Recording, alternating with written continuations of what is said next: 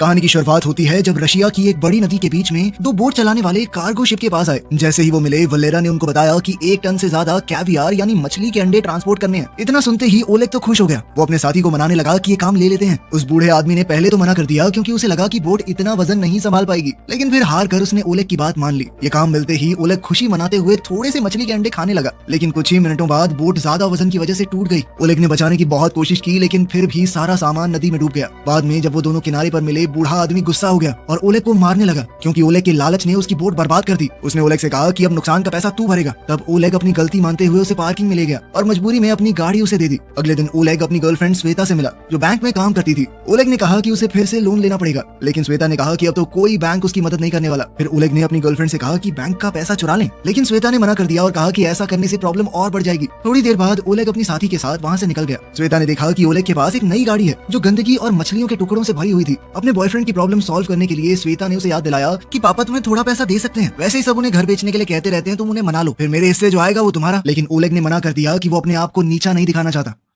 अब कुछ और ऑप्शन नहीं बचा तो दोनों बोरिस के घर गए जो अपने परिवार के साथ टॉयलेट रिपेयर कर रहा था। वहाँ ओलेग ने अपने होने वाले ससुर से अकेले बात करनी चाहिए। जैसे ही उसने घर बेचने वाली बात कही, बोरिस गुस्से में आया और पूरे परिवार से झगड़ा करने लगा। तभी एक बड़े से मीटियोराइट के टुकड़े धरती पर गिरने लगे। जब उनका परिवार झगड़ रहा था तो एक टुकड़ा उनके घर पर गिरा और सीधा श्वेता के दादा के ऊपर आया, जिससे वो नीचे गिर गए। ये देखकर सबको लगा कि कोई गोली चला रहा है और वो सब घबरा कर बाहर भागे। बाहर उन्होंने देखा कि अलग अलग जगहों पर मीटियोराइट गिर रहे हैं। फिर उन्हें याद आया कि दादा को भी तो लगा था। वो उसके पास गए और देखा कि वो थोड़ा घायल है लेकिन अभी जिंदा है। बोरिस ने चेक करके बताया कि गोली नहीं मीटियोराइट है। ये सुन के ओलेग चिल्लाने लगा कि सब लोग जल्दी से खुदाई करो ताकि वो टुकड़ा बेचकर पैसे कमा सके हम। सब लोगों ने मिलकर थोड़ी देर के लिए खोदा, लेकिन फिर वो सब थक गए। लेकिन ओलेग अकेला खोदता रहा और सुबह तक उसने एक बहुत बड़ा मीटियोराइट का टुकड़ा निकाल लिया था। उसने परिवार को बताने का सोचा, लेकिन उसी वक्त पेवेल ने उसे बुलाया। पेवेल ने कहा कि उसकी ताकत खत्म हो रही है, ऐसा लगता है मानो उसका टाइम आ गया हो। ओलेग ने कहा कि रुकिए, मैं एम्बुलेंस बुला रहा हूँ, लेकिन पेवेल ने उसे रोका और कहा कि मैं अपनी जिंदगी में सब कुछ देख चुका हूँ, अब मुझे कुछ और नहीं चाहिए। इसके बाद बूढ़ा आदमी उसके सामने ही चल बसा। ओलेग टेंशन में श्वेता को बताने गया, लेकिन श्वेता ने उसे इग्नोर कर दिया और सोती रही।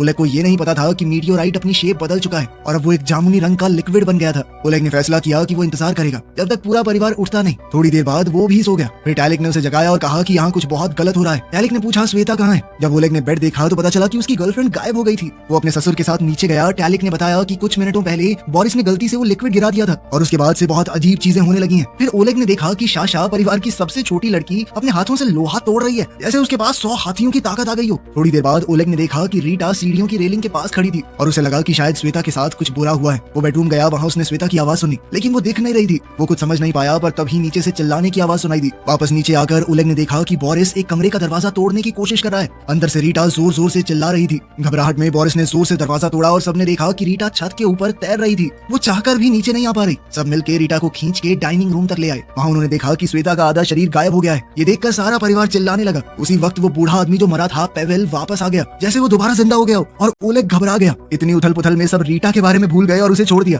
और वो छत के छेद से बाहर निकल गई। वो हवा में उड़ती हुई थोड़ी दूर तक गई, लेकिन उसकी पावर अचानक खत्म हो गई और वो नीचे गिर पड़ी। उसके बाद श्वेता फिर से दिखने लग गई और पेवेल दोबारा जमीन पर गिर गया, मानो वो दूसरी बार मर गया हो। रीटा को बचाने के बाद परिवार अब एक साथ बैठ गया और सोचा कि शायद मीटियोराइट ने उन्हें सुपर पावर्स दे दी हैं। तब उन्होंने देखा कि टैलिक और ओलेग के पास कोई पावर नहीं है। वो समझने की कोशिश करने लगी कि ऐसा क्यों हुआ। इस बीच श्वेता ने फोन करके एम्बुलेंस बुला ली। उस वक्त ओलेग ने देखा कि जैसे ही श्वेता परिवार से दूर गई, सबकी पावर्स खत्म हो गई और साथ ही पेवेल फिर से लुढ़क गया।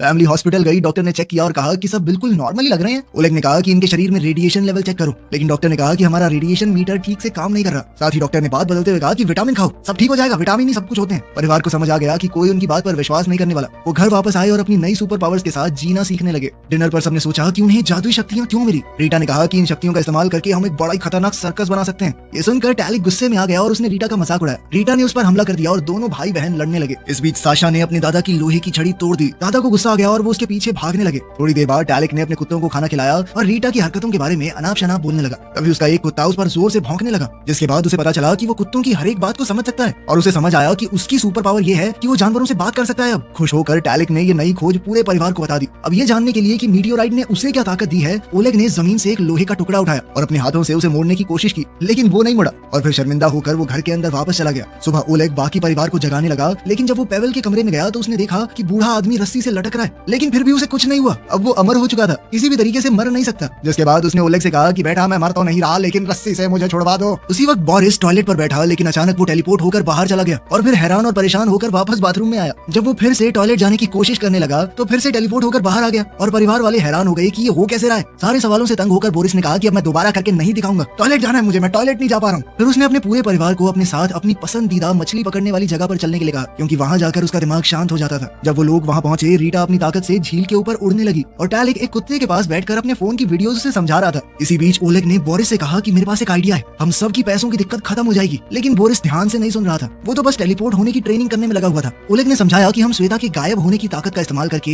बैंक के करीब $3 मिलियन चुरा सकते हैं, ताकि उनके पास पैसा आ जाए और वो अपनी मर्जी से जिंदगी जी सके। लेकिन ट्रेनिंग खत्म करने के बाद बोरिस ने कहा कि ऐसा कुछ नहीं करने वाले, हम ऐसी हरकतों से सब मुसीबत में पड़ सकते हैं। उसने कहा कि हम बस इंतजार करेंगे, जब सब कुछ ठीक हो जाएगा तो फिर से नॉर्मल जिंदगी जिएंगे। इसके बाद ओलेग गुस्से में परिवार से दूर चला गया, जिसके बाद पेवेल फिर से मर गया और रीटा पानी में गिर पड़ी। ओलेग समझ गया कि सबकी ताकतें उसके और श्वेता के दूर जाने से खत्म हो जाएंगी। लेकिन बोरिस ने कहा कि मुझे इस बात से कोई फर्क नहीं पड़ता, हम नॉर्मल जिंदगी जी लेंगे। उसने ओलेग से कहा कि परिवार को और परेशानी में मत डालो, क्योंकि पहले ही ओलेग की गलतियों की वजह से वो बहुत मुसीबत में है। इस बहसबाजी से थककर ओलेग ने श्वेता को गाड़ी में बैठने को कहा और श्वेता ने साशा से कहा कि जब तक हम लोग बाहर हैं दादाजी की बॉडी को छुपा देना। सफर के दौरान श्वेता ने कहा कि तुम्हारे प्लान में गड़बड़ी है, हम पकड़े जाएंगे, हमारी जिंदगी तक खतरे में पड़ सकती है। जैसे ही वो उस एरिया से निकल रहे थे, उनको कुछ गुंडों ने रोक लिया और उनकी गाड़ी घेर ली। थोड़ी देर बाद वलेरा वहाँ आया और उसने ओलेग से कहा कि गाड़ी में आकर बात करो। गुंडे ने ओलेग को धमकी दी कि अगर कैवियार में जितना पैसा डूबा है वो कर्ज चुकाया नहीं ना, तो तुझे जबरदस्ती चाइना ले जाके काले बाजार में बेचूंगा, समझा। ये सुनकर ओलेग बहुत डर गया। वो रोड के किनारे खड़ा होकर सोचने लगा कि अब क्या करे। उधर श्वेता ने भी वलेरा की बात सुन ली थी, तो उसने ओलेग को गले लगाया और कहा कि मैं बैंक में चोरी का प्लान पूरा करूंगी, तुम चिंता मत करो, हम कर लेंगे सब ठीक। फिर उन्होंने बैठकर पूरा चोरी का प्लान बनाया।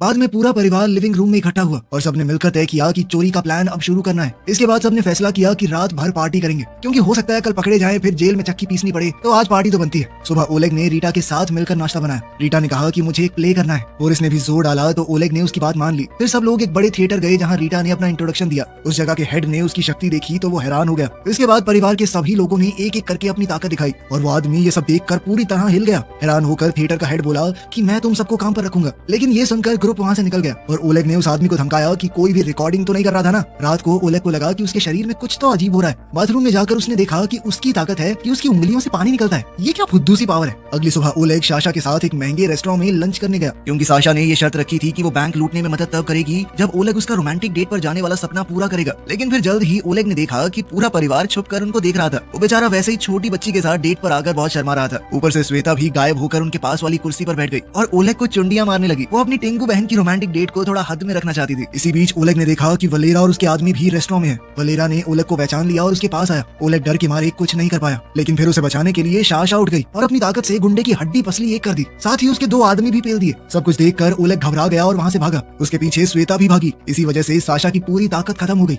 और पूरा परिवार जल्दी से कार की तरफ दौड़ा ताकि वो वहाँ से निकल सके। फिर बैंक में चोरी का दिन आ गया। सबने गाड़ी सेट की। श्वेता ने अपने कपड़े उतारे और फिर गायब होके ओलेग के साथ बिल्डिंग की तरफ चलने लगी। अपनी शक्तियों का इस्तेमाल करके श्वेता बिना किसी को देखे सिक्योरिटी क्रॉस पार करके बैंक के लॉकर रूम का पासवर्ड देखने लगी। बाहर बोरिस ने गाड़ी एक और जगह पर पार्क करनी चाहिए, लेकिन पुलिस कार ने उन्हें रोक लिया। पुलिस ने कहा कि जल्दी से रास्ता खाली करो। टैलिक ने सोचा कि अगर दूर गए तो श्वेता की ताकत चली जाएगी। बोरिस ने टाइम पास करने की कोशिश की और रास्ता छोड़ने से मना कर दिया। पुलिस ने गुस्से में गाड़ी की फोर्स से उन्हें धक्का दिया और उस जगह से दूर कर दिया। इसी वजह से पेवेल फिर से मर गया और श्वेता अचानक दिखने लगी। बैंक के अंदर मौजूद सभी लोग शॉक हो गए। ओलेग तुरंत बाहर भागा और परिवार के साथ मिलकर बूढ़े को बिल्डिंग के पास खींच लिया, जिससे श्वेता की पावर वापस आ गई। लेकिन प्लान तो फेल हो गया था। वो सब जैसे ही निकलने लगे, पुलिस की गाड़ी ने पीछे से उन्हें रोक लिया। उन्होंने पहले ही बोरिस को वार्निंग दे रखी थी, तो पुलिस वाले के आने से पहले वो वहाँ से टेलीपोर्ट हो गया ताकि बात और न बढ़ जाए। लेकिन गलती से पुलिस की गाड़ी के अंदर ही टेलीपोर्ट हो गया था। वो भैया ये गाड़ी आपकी है? अच्छी है बहुत। घर लौटने के बाद बोरिस ने कहा कि आज तो ओलेग की वजह से बच गए। गुस्से में ओलेग ने सबको डाइनिंग रूम में बुलाया और कहा कि तब तक कोई कुछ और काम नहीं करेगा जब तक चोरी पूरी नहीं होती। रीटा ने कहा कि मुझे अभी भी प्ले करना है, लेकिन सबने मिलकर उसे चुप करवा दिया। अपनी बेइज्जती से परेशान होकर वो बाथरूम में रोते हुए भाग गई। ओलेग को बुरा लगा और उसने फैसला किया कि उसका शो कर देते हैं ना।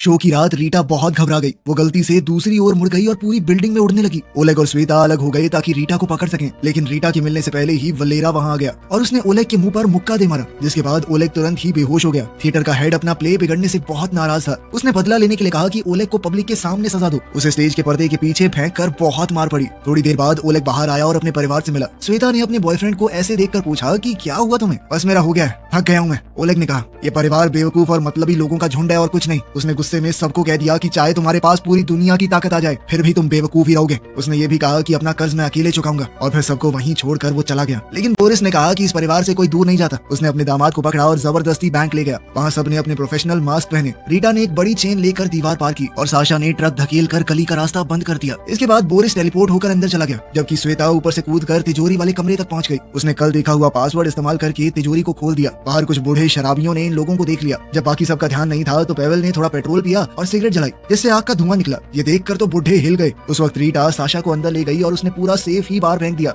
उन सब ने अपनी गाड़ी के ट्रंक में पैसा भरा और टैलिक ने अपने कुत्ते पुलिस को रोकने के लिए भेज दिए। चोरी खत्म होते ही परिवार वहाँ से भाग गया। पेवेल ने कुछ पैसे गरीबों की तरफ फेंके और पुलिस ने चोर समझ के उन लोगों को ही पकड़ लिया। कुछ घंटों बाद सब लोग शहर की ऊंचाई पर गए और करोड़पति बनने की खुशी मनाने लगे। लेकिन ये खुशी ज्यादा देर नहीं टिकी, क्योंकि पेवेल ने अपना अंतिम फैसला सुना दिया। उसने अपने परिवार को अलविदा कहा और अपनी मौत के लिए जगह चुनी। पूरा परिवार आंसुओं के साथ उसे अलविदा कहकर वहाँ से निकल गया। गाड़ी चलाते वक्त रीटा ने देखा कि दादाजी गिर गए। उसने कहा पापा वापस चलो, लेकिन एक बार फिर से अपनी जान बचने से पेवेल गुस्सा हो गया और उसने सबको कहा कि जल्दी से यहाँ से चले जाओ, तुम सब पागल हो क्या, परेशान कर रहे हो यार, बूढ़ा आदमी चैन से मर भी नहीं सकता। और इसने आइडिया दिया कि हम एक बड़ा सा घर खरीद के सब साथ में रहेंगे। लेकिन सबने कहा कि पैसा बांट लो, ठीक है, सबके अपने प्लान है। बोरिस ये सोचकर उदास हो गया कि कोई उसके साथ नहीं रहना चाहता। तब पेवेल ने कहा कि देखो मैंने पुलिस को बुला दिया है, अगर जल्दी से यहाँ से नहीं गए ना तुम लोग तो सबके सब फंसोगे, जेल में रहोगे तुम, समझे।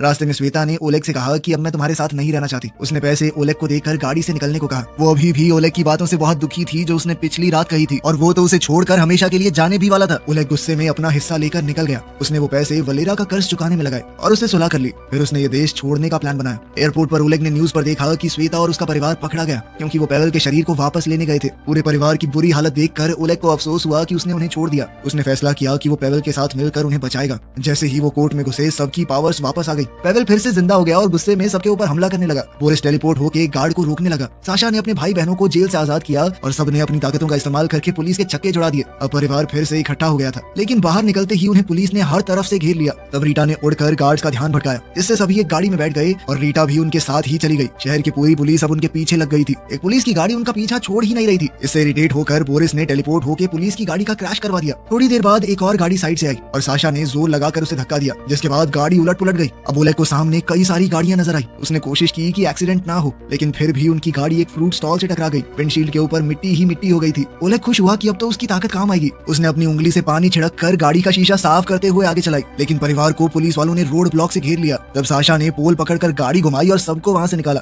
फिर उन्होंने गलियों से निकलने की कोशिश की। जब पता चला कि पुलिस ने चारों तरफ से घेर लिया है तो रीटा ने गाड़ी को उड़ा दिया। गाड़ी हवा में उड़ने लगी और पीछे लगी हुई पुलिस से वो लोग बच निकले। इस सब के बाद ओलेग फिर से वलेरा से मिला। उसने मदद के लिए शुक्रिया कहा, क्योंकि वलेरा अपनी कार्गो शिप में छुपाकर पूरे परिवार को चाइना भेजने का इंतजाम कर चुका था। तैयारी के बाद परिवार एक बड़े कंटेनर में बंद हो गया, जो और कंटेनर्स के बीच में शिप पर रखा हुआ था। अब वो सभी लोग एक नई शुरुआत करने एक दूसरे देश की तरफ निकल गए। आपको इनमें से किसकी सुपर पावर सबसे अच्छी लगी, कमेंट्स में जरूर बताना। मिलते हैं अगली वीडियो में।